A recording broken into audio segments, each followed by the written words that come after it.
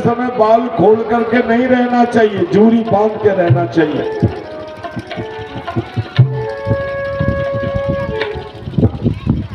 और घर से बाहर नहीं जाए 1 वर्ष तक। नहीं सुना तुम्हारे आपने व्रत किया है और चली गई मायके में शादी में, व्रत भंग हो जाएगा, बच नहीं सकता।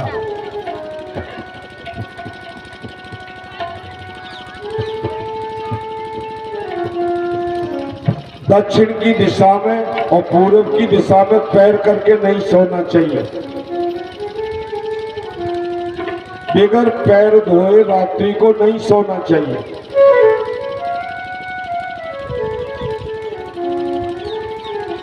विवस्त्र होके स्नान नहीं करना चाहिए। हम दिल्ली में गए तो महाराज एक सेठ के घर में अनुष्ठान कर रहे। सेठ का बाथरूम अलग, सेठानी का अलग, बच्चों का अलग, बड़ा भव्य बिल्डिंग बनी। 12-14 बीघा में उसकी भव्य बिल्डिंग मेन बाजार में बनी। हम गए थे वहां 3 दिन का दुर्गा का जाप करने के लिए, सुबह और शाम, 2 पाठ सुबह 2 पाठ शाम। रोजाना की 11,000 दक्षिणा थी, 3 दिन की 33,000 दक्षिणा थी। सेठ जी एक दिन शाम को हमारा जब पूरा हो गया आ गए, बोले गुरु जी आ जाओ, आप अपने चरण कमल हमारे इस घर में चारों दिशाओं में घुमा दो। हम गए, उस किवाड़ खोले, गुरु जी ये हमारा बाथरूम है, सो हमारा जितने में हमारा घर बनता है ना उतना उनका अकेला बाथरूम, उसमें सारी आधुनिक सुविधाएं।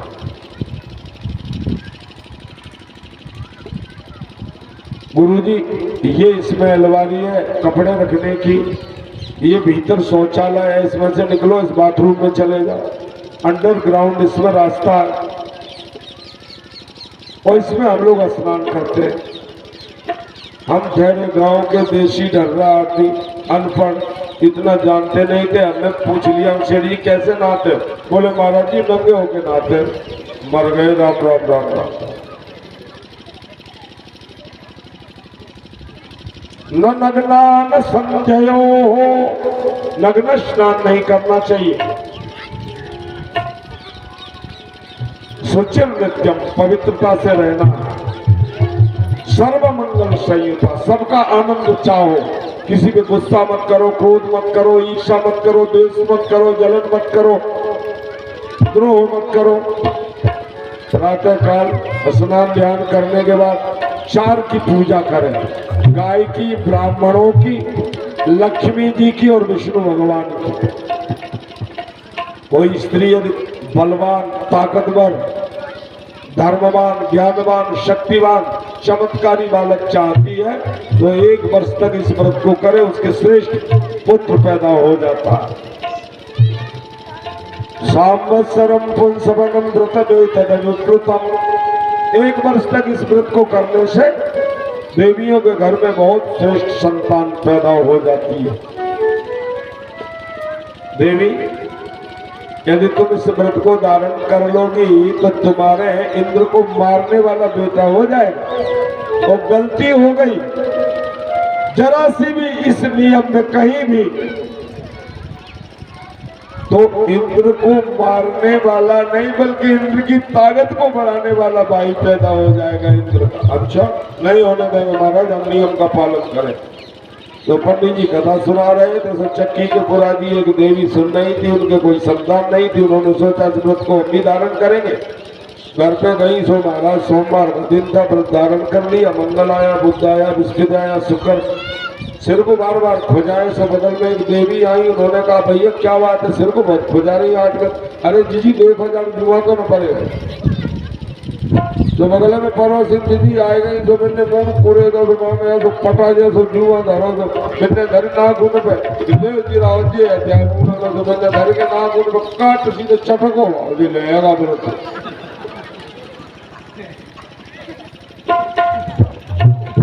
तो इस व्रत से तो बलवान संतान, ज्ञानवान संतान, धर्मवान संतान पैदा नहीं हो पाएगी। तो ये व्रत है 1 वर्ष का। तुम धारण कर लोगी दीदी? हाँ महाराज कर लूंगी। तो दीदी ने इस व्रत को धारण किया है।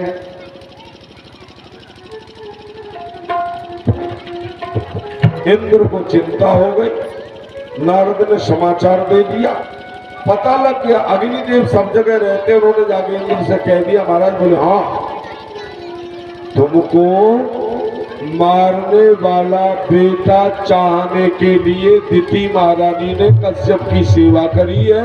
तुम्हें मारने वाले बेटा का व्रत ले लिया और ये नियम पालन कर रही है, असावधानी हो जाएगी तो तुम्हारा काम बन जाएगा। बोले क्या करना? बोले जाओ वही सुंदर ब्राह्मण का बालक बन जाओ, गरीब ब्राह्मण का, और चुपचाप बोलो माता जी प्रणाम, मैं बड़ा गरीब ब्राह्मण का बेटा हूँ, मुझे नौकर बना लो, घर में रख लो। तुम क्या करते हो? बोले हम पैर दबाते, मालिश करते, कपड़े धोते, सारा काम जो आप बताओगे वो करते हैं। अच्छा बोले तो ठीक, रह जाओ घर पर।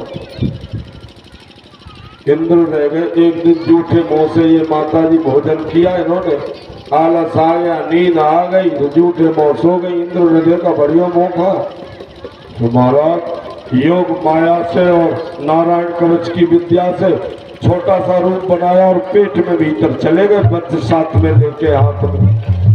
तो वहां जाके देखा तो महाराज को दादू सेठ खत्म हो गए, पोरसा वाले, उनके सोने की दुकान है। सो अब तो हमारे गांव के है ना, वो क्या नाम है जो कल दान किया था उन्होंने, 501 रुपए गोटी। अब तो गोटी शेख है भैया, उनके भी सोने की दुकान। तो सोने जैसा एक विशाल चमकता हुआ अंडा बढ़िया, जिसके हाथ पैर मुंह नाक दांत सब निकल पड़े थे, देखा इंद्र ने मां के पेट। देखा ये तो मेरा शत्रु है, मां ने संकल्प लेके मुझे मारने के लिए इसे पैदा करने की कोशिश मां कर रही है। ना रहेगा बांस ना बजेगी बांसुरी, मैं जन्मने से पहले ही उड़ा देता हूं। सो वज्र उठाया है और बड़ी जोर से मारा, प्रहार किया है। चकर्द सप्तधा गर्भम वज्रेण कनक प्रभम। तो उस एक खंड के 7 खंड किए। दूर दूर से ये लोग चिल्लाने लगे, रोने लगे, भैया हमको मारो मत, हम तो तुम्हारे ही भैया। तब तक तो दूसरा वज्र का प्रहार और कर दिया। 7 टुकड़ों के महाराज 7-7 टुकड़े और हो गए, 49 हो गए। ये 49 मर्दगण पेट में बैठे बैठे जैसो ही समय पूरो भयो सो आगे इंद्र आए। इंद्र के पीछे पीछे लंबी लाइन लग गई। महाराज 49 मर्दगण निकल के चले आए। एक हो संकल्पित हो पुत्र, बेटा तुम सबसे बड़े लग रहे हो, इधर आ जाओ। मैंने तो एक ही बेटे का संकल्प किया था, ये इतने 49 बेटे कहां से आ गए? इंद्र ने कहा माता जी मैं इंद्र हूं, ये बाकी मेरे भाई है। क्यों? इन सब ने हाथ जोड़ के प्रार्थना करके चरण पकड़ के हमसे माफी मांग ली, हमें मारो मत, हम तुम्हारे भाई हो जाएंगे। तो ये 49 के 49 हमारे भाई हो गए। इनका नाम मैंने मरुत रख दिया है। ये तुम्हारे अंतः प्रकोष्ठ से पैदा हुए। आप द्वितीय हो, दैत्यों की माता हो, पर आपने देवताओं को जन्म दिया है। ऐसी माता को धन्य है जो माता अच्छे बेटाओं को जन्म देती है। बोलो द्वितीय मैया की जय। 49 मरुतों का मंगलमय जन्म हुआ है। इस जन्म की कथा को, 49 मर्दों के जन्म की कथा को भी सुनते हैं। ठाकुर जी की कृपा से आंधी तूफान में भी कभी मरते नहीं है। आंधी तूफान से उनके छप्पर और मकान, दुकान, जायदाद, गाड़ी घोड़ा उड़ते नहीं है। इस बात का ध्यान रखें। कथा सुनोगे ढंग से तो, कथा नहीं सुनोगे तो हमारी गारंटी नहीं है। 49 मर्द गणों की कथा सुन लो, आंधी में तुम्हारा बाल बांका नहीं होगा। हनुमान जी मारुत नंदन है। हनुमान जी कौन है? मारुत नंदन। लंका में गए सीता खोजने, रावण के मंत्रियों ने कह दिया ये बंदर है, इसको पूंछ के ऊपर बड़ी ममता स्नेह होता, बार बार पूछ फटकारता रहता, पूछ में लपेट के सबको पछीटता रहता, ले आओ तेल कपड़े, इसकी पूछ में लपेट दो, आग लगा दो। आग लगा दी। हनुमान जी ने अट्टालिकाओं पे चढ़ चढ़ के पूरी लंका को जला दिया। विभीषण का घर छोड़ा। जब पूरी लंका धू धू करके सोने की जल गई तो हनुमान जी ने एक छलांग लगाई और कूद गए। जब हनुमान जी लंका जला रहे थे तो उस समय हनुमान जी ने अपने पिताजी का ध्यान किया। हनुमान जी के पिताजी 49 मरुत। रामचरितमानस में एक दोहा आता है, अट्टहास करिगर जा कपि बड़ी लागी अकासो, अट्टहास करिगर जा बड़ी लागी अकासो। और उसकी आदि अवतारणी में लिखा है 49 मरुत उसी समय छूट गए जोर से, और उन्होंने 1 सेकंड में महाराज लंका को जला दिया।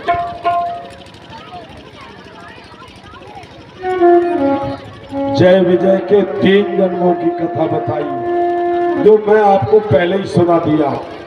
भगवान के पार्षद नाम है जय और विजय। सनत सनंदन सनातन सनत कुमार जिस स्वर्ग में जा रहे थे वैकुंठ में प्रभु का दर्शन करने के लिए, इनको रोक दिया, श्राप दे दिया 3 जन्म तक राक्षस बन जाओ। पहले जन्म में हिरण्याक्ष हिरण्यकश्यप बने, वहां 12 के रूप में हिरण्याक्ष का और नरसिंह के रूप में हिरण्यकश्यप का उद्धार ठाकुर जी ने किया। और वहां से उद्धृत होकर ये तीसरे जन्म में रावण और कुंभकर्ण बने, तीसरे में शिशुपाल और दंत बने। तो ठाकुर जी ने क्या किया था? राधे बोल देना भैया।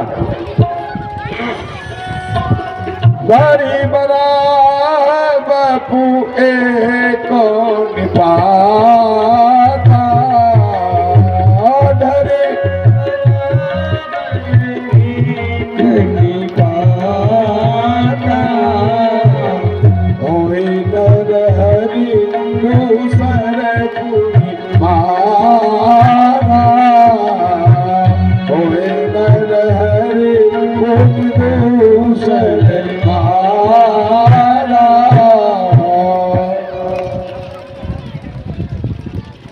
राजा परीक्षित ने कहा, भगवान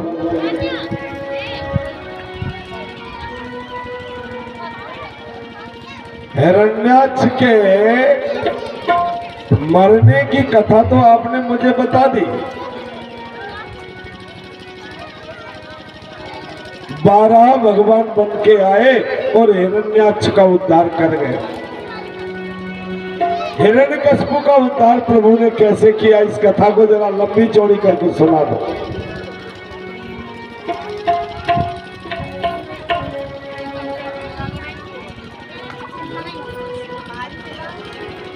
जरा जोर से बोलो श्री राधे श्याम।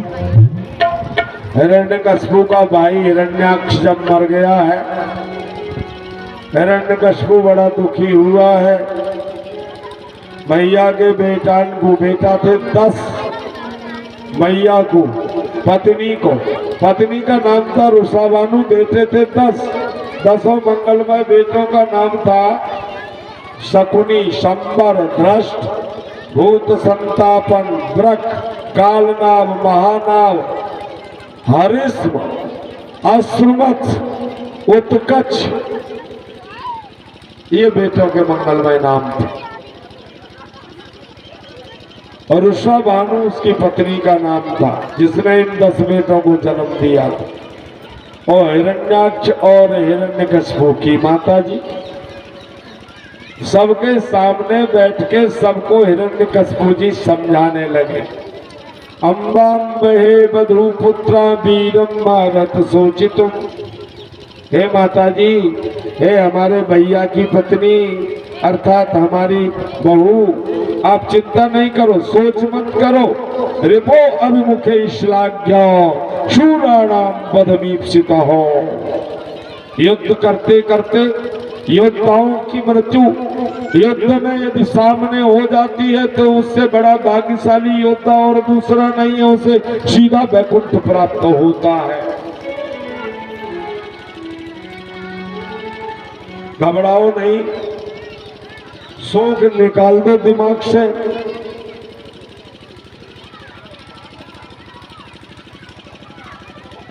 यहाँ यमराज और प्रेत के संवाद के माध्यम से हिरण्यकशिपु ने अपने भाई के 10 बेटे और भाई की पत्नी को समझाया है, शांति दी है। उसी नर देश में एक सुयज्ञ नाम के राजा थे। युद्ध करने गए सो महाराज उनको युद्ध में शत्रुओं ने मार दिया। उनकी साथ में उनकी रानी महारानी भी गई थी, वो भी युद्ध में घायल हो गई, वो भी मर गई। कवच उनका फट गया, छाती विधि विधाई बाणों से पड़ी रही जमीन में।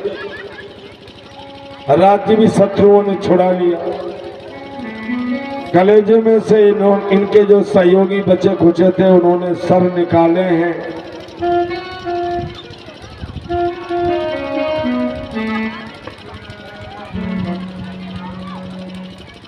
और रानियां जो बची थी वो दुखित होकर के जोर जोर से रोने लगी हैं। हाथास्मना देती करई रुसंप्रसा, अरे स्वामी तुम हमें छोड़ के कहाँ चले गए? बड़े बड़े ऊंचे स्वर से रो रही हैं महाराज। और माताएं बहनें बेटियां जब घर में रोती हैं, कोई मर जाए सो महाराज आदमी के भी आंसू निकल जाते, पता नहीं कैसे रोती है। और जब भी कोई विवाह हो रहा हो, मंगल गान करती तो ऐसा लगता है कि ऊपर स्वर्ग में से देवता उतर चले आ रहे हैं। प्रथम गणेश मनाओ, माताएं जब गाना गाती है ना विवाह में, पहले आनंद आ जाता है। ऐसा लगता है जैसे गणेश जी महाराज पार्वती माता को साथ लेके घर में आ रहे हैं। जिस उत्सव में मंगल गान नहीं हुआ वो उत्सव नहीं, कुछ नहीं। और जहां देवियां नहीं, देवियों ने मंगल गान नहीं किया, वहां आनंद नहीं, शकून नहीं, शुभ नहीं। अच्छे काम में देवियों का मंगल गान होना मंगलमय होता है।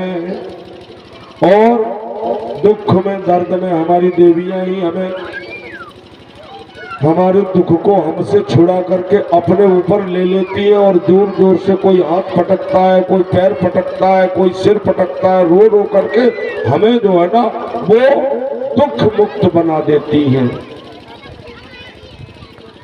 त्वया कृतज्ञेन भयं महीपते कथम विनाशाम सुरत्तमेन। हे राजा तुम चले गए, मर गए, हमारा क्या होगा? अब हम कैसे जिंदा रहेंगे? उसी समय वहां एक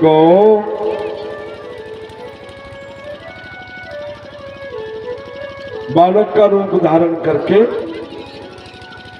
यमराज जी प्रेत बंधु बन के आ गए। यमराज ने कहा, अरे हम तो छोटे से बच्चा, हमारी मम्मी पापा सब बचपन में ही मर गए, हम तो रोते नहीं, तुम क्या डकरा रहे हो?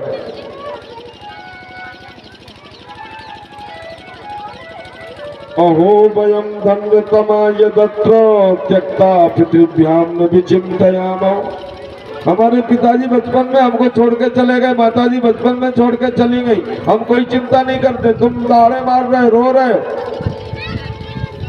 सुरक्षति रक्षति यो ही गर्भे, जिसने गर्भ में 9 महीने उल्टे लटके रहे वह तुम्हारी रक्षा करी, वही सर्वत्र तुम्हारी रक्षा करे। अतिथ्यतम तिष्ठति तिष्ठ रक्षितम। आप कितनी भी कोशिश कर लो, रास्ते में पड़ी हुई चीज भगवान की सीधी नजर है तो सही रहेगी, और घर में रखी हुई अलमारी में, तिजोरी में तुम्हारे पैसे गहना सब निकला चला जाएगा। तुम्हारी रखवाली कौन करता है? सरक्षति रक्षति हो ही गर्भे, जिसने तुम्हारी गर्भ में रक्षा करी वो तुम्हारी रक्षा करता है। तुमने झूठा अभिमान ले रखा है कि मैं मेरे परिवार की रक्षा करता हूँ, पालन पोषण करता हूँ, भरण पोषण करता हूँ, मैंने ये कर दिया, मैंने वो कर दिया, मैं वहां चला गया, मेरे कहने से ये पंचायत हो गई, वो हो गई। अरे राम राम राम राम, काय को ये झूठ की पुटरिया उठाए घूम रहे, कल का पता नहीं है। पानी के बुदू बुदा असमानस की जा, बुद बुदा असमानस की जा, कद होत मर जाएंगे, कद होत मिट जाएंगे, जनमानस की जान कबीरा, जनमानस की जान कबीरा, जनमानस की जान। कल का पता नहीं कल क्या होगा, हमें मरना है, कल मर सकते हैं, शाम तक मर जाएंगे।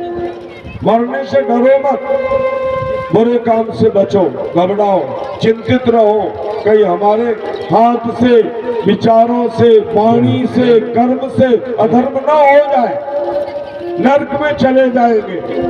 हम शुभ नहीं कर सकते हैं तो अशुभ ना करें। तपस्वी कौन है? शुभ नहीं कर सकता है, अशुभ से दूर रहे, वो तपस्वी है मेरी नजरों में। मन को फालतू विषयों में मत लगाओ, फालतू गपसड़ात करके लोगों को भड़काओ मत, डराओ मत, धमकाओ मत, एक दूसरे को एक दूसरे से लड़ाओ मत, प्रेम की गंगा बहने दो, तभी ना गांव हमारा अयोध्या नगरी बनेगा।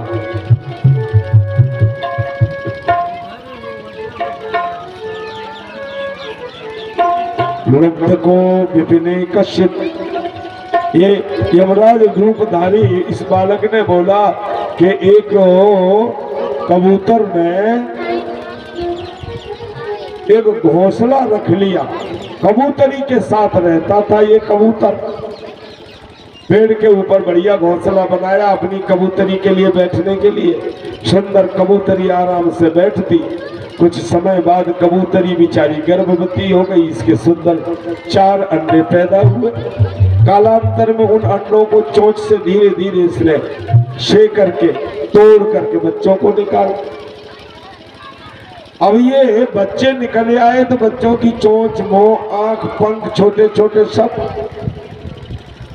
दोनों बेचारे, कबूतर पूरब में जाए, कबूतरी पश्चिम में जाए, दाना उठा के ले आए, बच्चों के मुंह में डाले और खिला। अपने मुंह का अन्न बच्चों को खिला खिला के माता पिता पालते हैं। एक दिन एक बहेलिया आया, उसने पेड़ के आगे 200, 250, 225 मीटर पर चावल की खूब छिड़काव कर दिया, सफेद सफेद चावल चमके। किसको? कबूतरी को। कबूतर गया था बाहर से दाना लेने, बच्चे भी पंख जम गए थे, उड़ने लगे थे।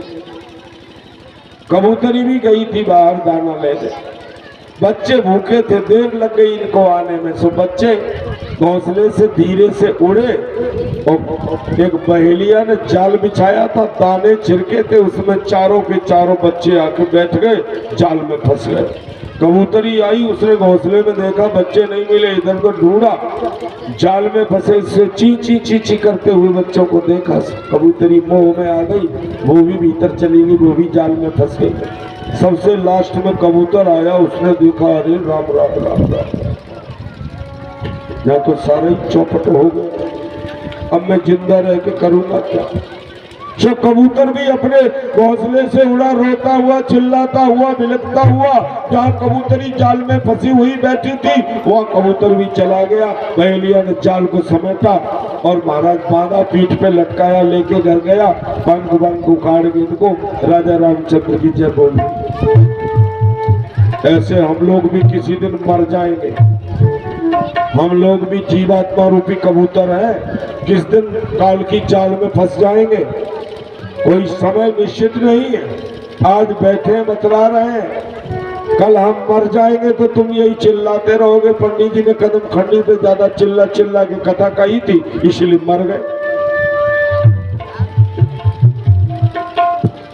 तुलसी जस भव तो पिता ऐसी मिले सहाय, तुलसी जस पिता ऐसी मिले सहाय, आपनो आवै ताई पई ताई तहाँ ले जाई तुलसिया ताई तहाँ ले जाए, ताई तहाँ ले जाए तुलसिया ताई तहाँ ले जाए। इस यमराज और यम और प्रेत के संवाद को सुन के हिरण्यकश्यप की माता, उसकी भाई की पत्नी और उसके भाई के 10 बेटे मोह के गर्त से छूट गए। हिरण्यकश्यप मंदरांचल पर्वत की द्रोणी में ये कह करके चला गया, मेरा नाम हिरण्यकश्यप नहीं, जो विष्णु को मैं जड़ मूल से नहीं बहा दूं। विष्णु ने मेरे भाई को मारा है, मैं बदला लूंगा और विष्णु की गर्दन काट करके मैं उसके खून से देवी तुम्हारे सिर के बालों को जूरी बांधूंगा। सते पे मंदर द्रोण्यम तपो परम दारुणम। सो ये हिरण्यकश्यप और हिरण्याक्ष इन दोनों ने ही मिलकर तपस्या करी। तपस्या करी सो महाराज जी तपस्या करते करते ये पैरों के पंजे के बल खड़े हुए, फिर अंगूठे के बल खड़े हो गए, ऊपर को भुजाएं उठा ली आकाश में, एकदम सतर सावधान हो गए, वृक्षासन लगा करके ओम ब्रह्मणे नमः, ओम ब्रह्मणे नमः, ओम ब्रह्मणे नमः। अरे उत्तिष्ठ भद्रम ते तपस्सिद्धो काश्यपो। अरे कश्यप के बेटा खड़े हो जाओ, तुम्हारा तप सिद्ध हो गया है, वरदान मांग लो, हम वरदान देने तुमको आए हुए हैं। जरा राधे बोल दो। व्रत कह जिया मैंने गिरा सोहाई,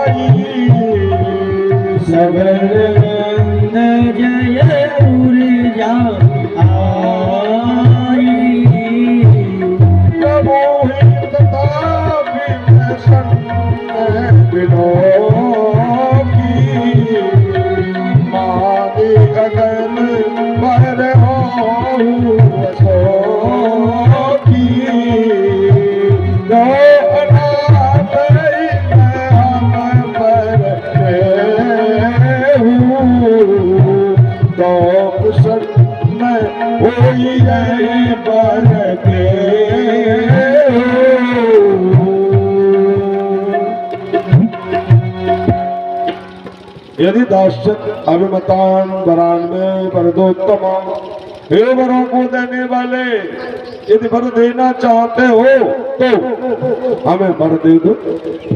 बमीठे में से आवाज आई, हिरण्यकश्यप के ऊपर बामी जम गई थी। ब्रह्मा जी ने कमंडल में से जल लिया, छींटा लगाया, बामी हट गई। ऐसे जैसे घर से अभी आया, सुंदर सर्वांग सुंदर, हाथ जोड़ के खड़ा हो गया, बोला वरदान देना है? बोले हाँ तो दे दो, मांग लो। मैं न पृथ्वी पे मरूं न आकाश में मरूं। पहली बात तो ये कि मैं मरूं ही नहीं, अजर अमर हो जाऊं। और मरता भी हूं तो मैं न तो पृथ्वी पे मरूं न आकाश में मरूं, न घर के भीतर मरूं न बाहर मरूं, न दिन में मरूं न रात में मरूं, ना मैं किसी मनुष्य से मरूं न किसी शस्त्र से मरूं, न बंदूक से न तोप से न गोले से न एटम बम से, किसी भी तरीके से मैं मरूं नहीं।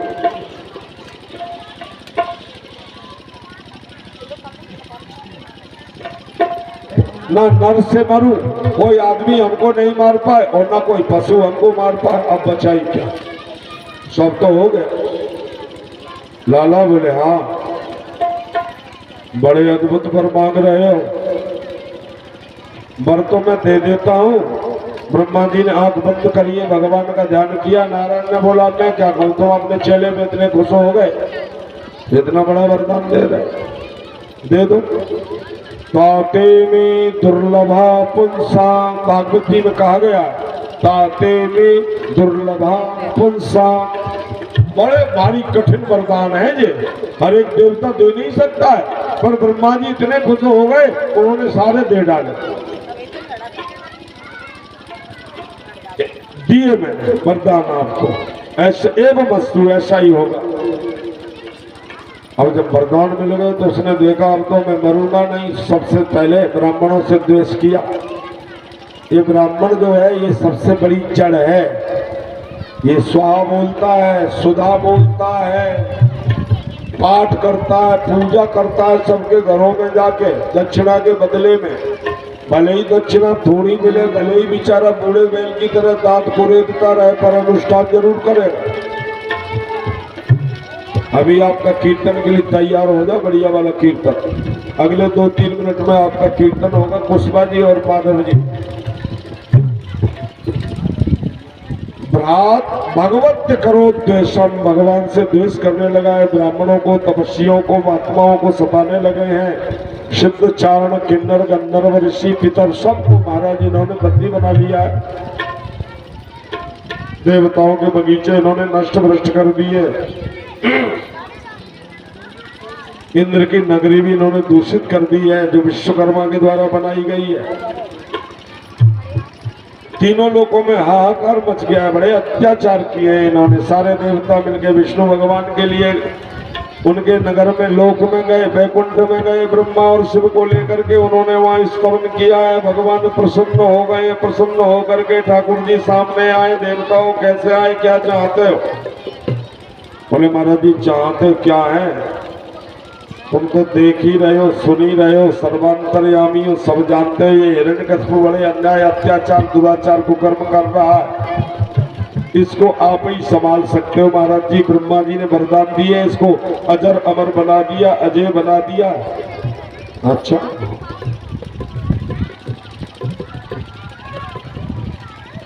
भगवान ने कहा मां वैष्णव विबुध श्रेष्ठा सर्वेशाम भद्रमस्तु। हे देवताओं में श्रेष्ठ आप घबराओ मत, इस असुर का जल्दी नाश हो जाएगा। जब देवताओं को कोई कष्ट देता है, देवताओं को नहीं पूजता है, वेदों को जो महत्व नहीं देते हैं, गौ की जो पालन और रक्षा नहीं करते हैं, ब्राह्मणों का जो सम्मान नहीं करते हैं, साधु संतों महात्माओं सन्यासियों की जो सेवा नहीं करते हैं, धर्म का जो पालन नहीं करते हैं, मेरे से धर्म से जो विद्वेष करते हैं, सभा आसु विनश्यति, वो बहुत जल्दी नष्ट हो जाते हैं। नरवैराय प्रशांताय सुसुताय महात्मने प्रहलादाय यदा कुर्येत हनिष्ये पीपरोचितम्। अपने भगवत भक्त बेटा प्रहलाद पर ये क्रोध करेगा, उसे दुख देगा, तो उस समय समझ लेना मैं आ जाऊंगा, इसका वध कर दूंगा। इतनी आश्वासन दे करके और ये भगवान वहां से अंतर ध्यान हो गए। देवता आकर अपने अपने लोकों में शांति से रहने लगे। आगे की कथा हम एक सुंदर भजन सुनवा के आपको और उसके बाद कहेंगे बोलो कृष्णचंद्र भगवान की। सुनाइएगा।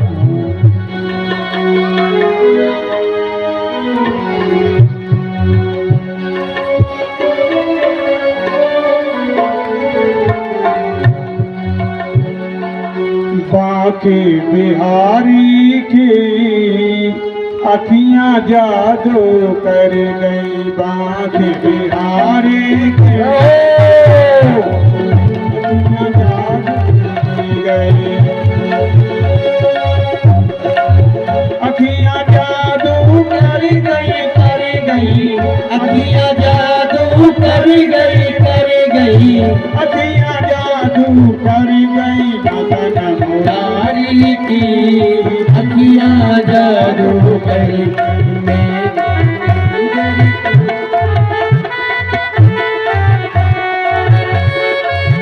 अखियां जादू कर गई अखियां जादू कर गई अखियां जादू कर गई भगन मुरारी की अखियां जादू कर गई मदन मुरारी की अखियां जादू कर गई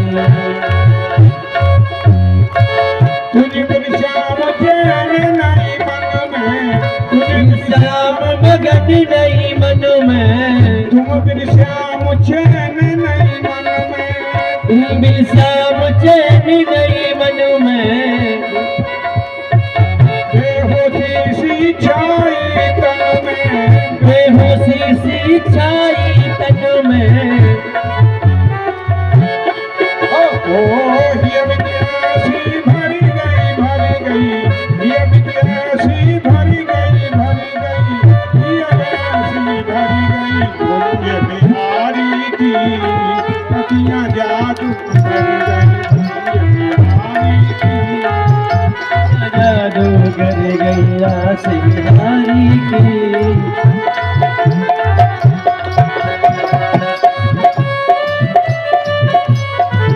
अखियां जादू कर गई अखियां जादू कर गई अखियां जादू कर गई सुन बिहारी की अखियां जादू कर गई बिहारी की अखियां जादू कर गई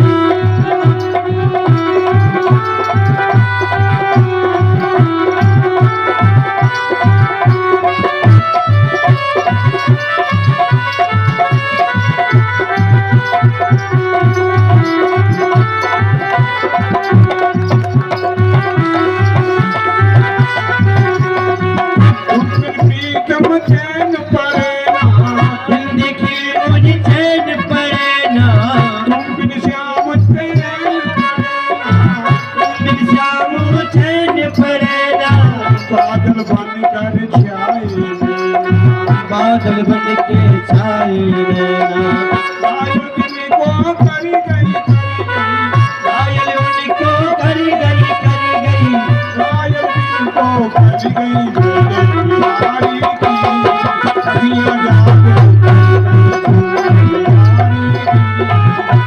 जादू कर गई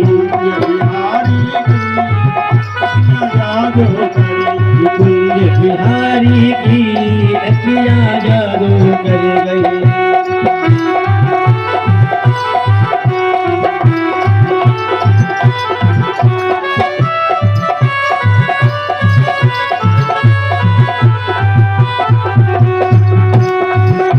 बिहारी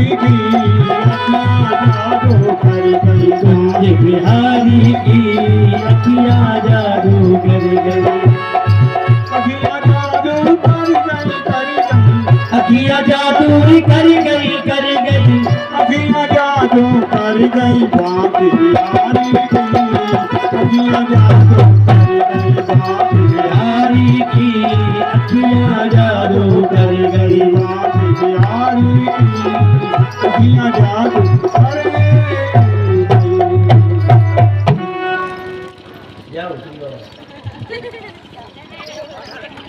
जोर से बोलो श्री राम श्याम।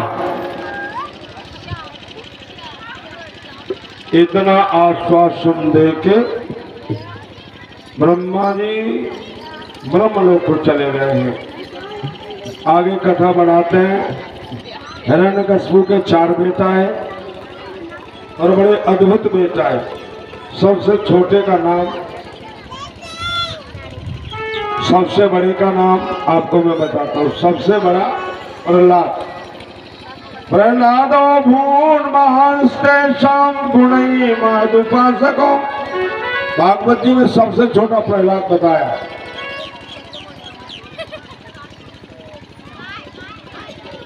और प्रहलाद नाम का जो बेटा था वो सबसे बड़ा महान तपस्वी भगवत भक्त पैदा हुआ।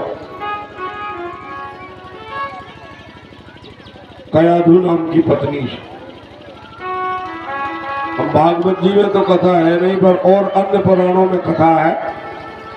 इतना धार्मिक बेटा और राक्षस के घर पैदा हो गया। राक्षस के अच्छा बेटा पैदा नहीं होता। सुन रहे ना, देवताओं के यहाँ कभी राक्षस हो जाता, कभी राक्षसों के यहाँ देवता पैदा हो जाता। कैसे होता? तरीके हैं उसके। मर्दान मिल ही गए थे तपस्या करने के लिए। एक दिन अपनी माता जी को, अपनी भैया की जो पत्नी है उसको और अपने भैया के 10 बेटों को समझा के बोला कि बस मैं अब पावर इकट्ठा करने जा रहा हूँ। मंदरांचल पर्वत की द्रोणी में चला गया है। वहां जाकर के रात्रि में इसने महाराज तपस्या आरंभ करी है। जो तपस्या करी सो उस गुफा में एक तोता बैठा था। जो इसका ध्यान लगे सो तोता बार बार बोले नारायण नारायण नारायण। और नारायण जो भगवान विष्णु थे, उन्होंने बड़ा रूप धारण करके इसके भाई को मारा था। नारायण का तो नाम ये सुन के